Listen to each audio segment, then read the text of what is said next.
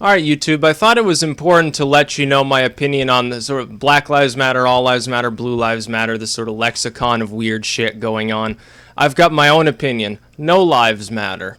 Nobody's life ultimately really makes that big a difference. Look, everybody here watching this video, and me making this video, we're all mortal. We're all going to die. Our physical bodies will pass away. It doesn't really matter whether you get shot by a cop, shot by a black gang member, hung by the Klan or whatever. It doesn't really ultimately matter that much because you're going to die anyway.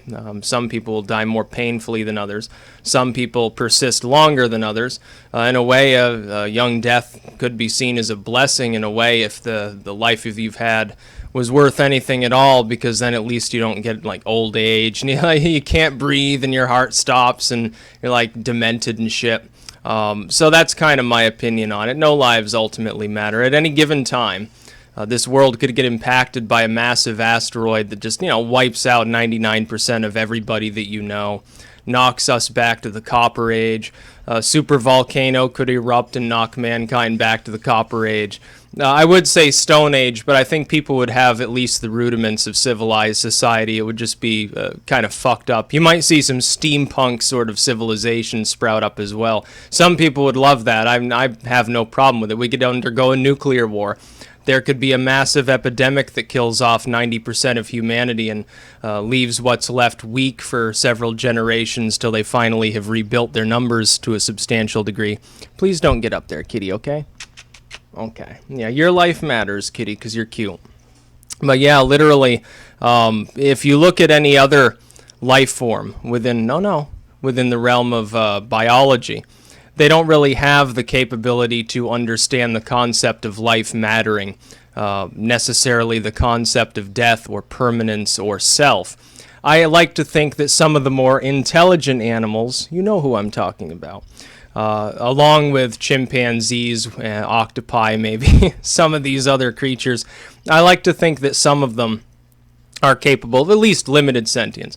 Like, I know this cat here, she probably knows what I'm talking about. She's just too stubborn to actually speak English to me. Maybe it's a function of not having, the proper vocalization capabilities.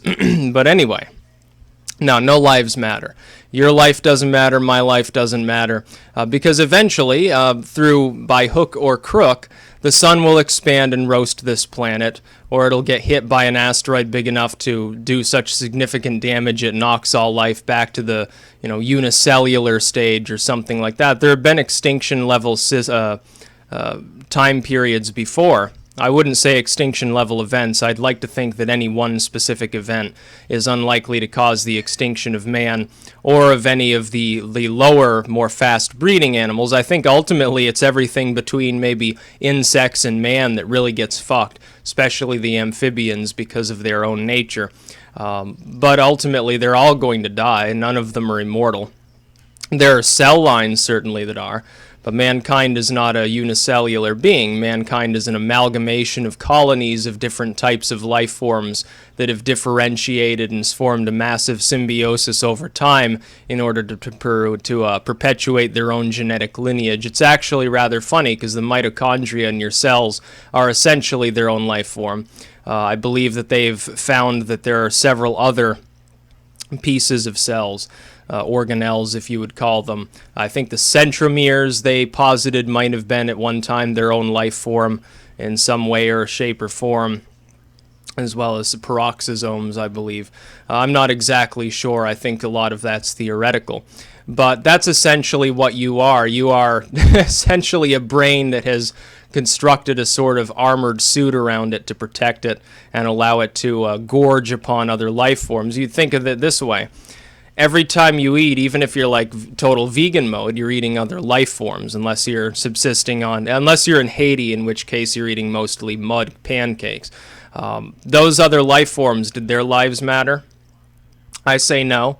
That's why I'm not really, morally speaking, I think animal cruelty is wrong, but I'm not a vegan, I'm not a vegetarian, truly. I try to limit my meat intake for health reasons. But the way I look at it, all of those animals will die anyway. All of those plants will die. I will die. I'm going to get old and I'm going to die. Hopefully I die before I get old. That's actually, some people might think, oh, I want to live to be 100. I want to see a ripe old age. I don't. I don't want to be old and decrepit. If I die at 40, I'll be happy. If I die at 50, that's okay. 60. Once we get up towards 70, I think it's kind of pushing it as far as what I would want to be doing. I want to get all my work done long before then. But yeah, no lives matter. The elder ones could come out of Antarctica anytime and destroy all of mankind, or they can come back out of the stars and seed the earth with horrible gorgons and monstrous abominations world over, and then enslave all of mankind because we were created as a joke anyway, essentially. So yeah, and that's my theory behind it. I do believe in things like the multiverse and reincarnation, so the other part is more positive, perhaps a little bit less morbid. I don't really care about my own mortality that much because I'm convinced that it's not the only mortal form that I'll ever take. I've already discussed this in my occult playlist. But yeah, no lives matter. That's about all. Peace out.